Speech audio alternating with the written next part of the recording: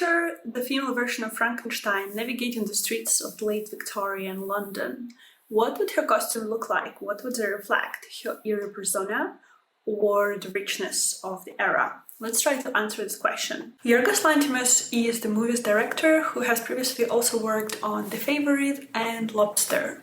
Like all of the other films of Yorgos, Poor Things is a bit strange, but nevertheless, it's also quite straightforward. Bella's innocent viewpoint offers the film a chance to challenge societal norms, gender expectations, and power structures.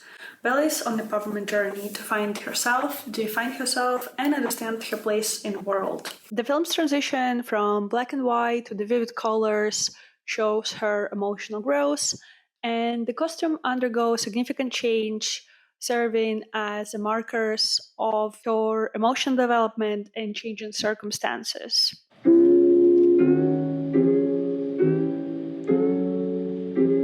At the start of the movie, we see Bella childlike because she literally has an infant brain, and they live in this gorgeous house. Shout out to all the costume designers and everyone who was working on set, because the set and all locations and their house especially looks amazing.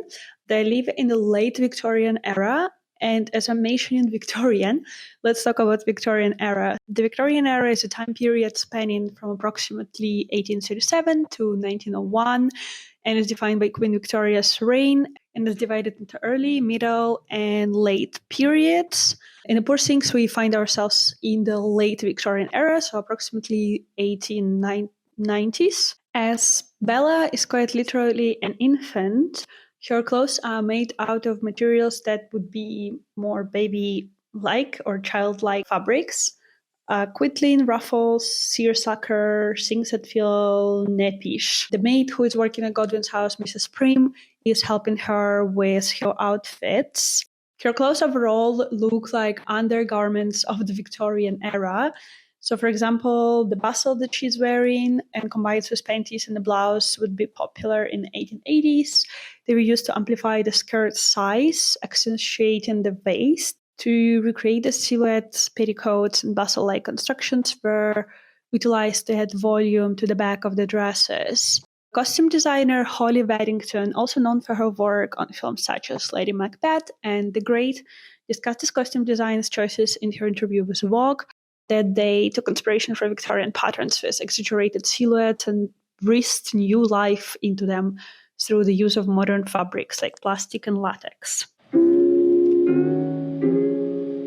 In Lisbon, where Bella goes together with Duncan, we start seeing the colors, and it's very vivid and bright colors, which symbolizes well that Bella is now on her own. Well, almost.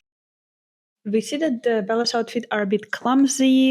The impression the designers try to make here is that she is kind of like a baby, like 5-year-old who tried to put an adult outfit together. We see her more put together like on the dinners where possibly Duncan helped her to put that outfit or somebody else. But when she dresses by herself, it's very clumsy, as Mrs. Prim is not there to help her anymore. The most recognized outfit from Lisbon time is puffy jacket, yellow shorts, and blue blouse. Puffy sleeves are featured prominently in the Bella's wardrobe. They were very popular in Victorian era in 1890s, as hourglass figure came into the fashion, leading to the wider skirts and larger sleeves to emphasize the waist. Overall, this outfit does not resemble Victorian fashion style, as it's a bit of a Frankenstein as Bella herself in a way. So the puffy sleeves, as I said, are coming from Victorian age.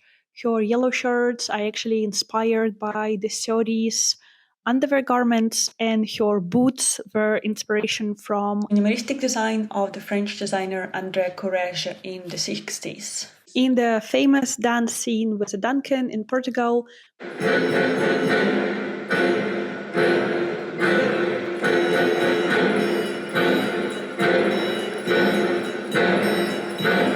Bella is wearing the white blouse and a pink skirt, which actually resembles the Victorian era undergarment, the petticoat, which normally would be worn under the skirt. Shocking. Bella and Duncan go to the boat because Duncan decides that he can control Bella by taking her on the boat. The notion of the Bella's outfit did not change much from Lisbon. It's still very clumsy. She wears, for example, a pair of knickers and then a petticoat, and then she can throw on top an evening cape. I think it still symbolizes that her character is developing and learning.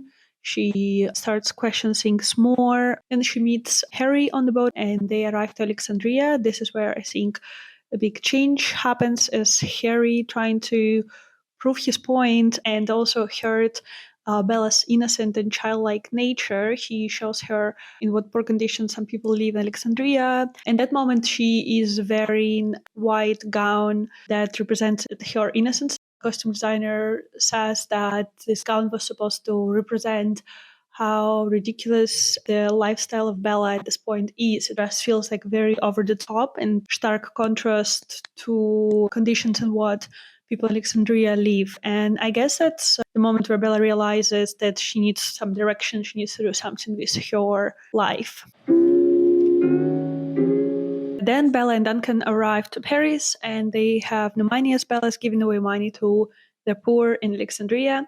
And here, the first scene, Bella is wearing this yellow raincoat that doesn't make any sense because it's very cold outside. The costume designer calls this dress a condom because Bella goes to work in a brothel, and this like yellow coat symbolizes like an old Victorian condom. As to the brothel outfits, the costume designer didn't want the whole look to be a Victorian brothel look. Find something that was less obvious than that. One very different outfit that she wears in Paris is student outfit that she has when she goes to the biology class. That symbolizes that Bella is already considering becoming a doctor. It's also a darker outfit, almost looks like an outfit from Victorian era in not a pastel baby-like tones, which also signals that Bella is becoming more of an adult now.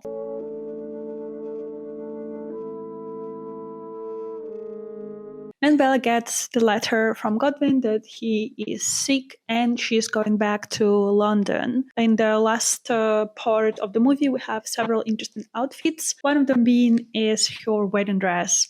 I think that's one of the most gorgeous outfits in the whole movie. I really loved it. It's absolutely stunning, very beautiful. It has this cage-like, very structured look, and that's for the reason that marriage is connecting itself to somebody as settling for somebody, and I guess that was representative of that. And yeah, she got dropped, but not in the marriage, but in the house of her previous husband. And there we have a very interesting outfit that she is wearing. It presents her position as a wife of a high military man general, and it looks almost like armor. The colors are very intense and dark, unlike everything else Bella is wearing throughout the film. So it's very clear that Bella was not choosing this outfit. Her last outfit in the movie, we see her wearing the white pullover with also a bit of a puffy sleeves and a skirt, which again does not represent really Victorian age clothes. It looks very modern. I think it represents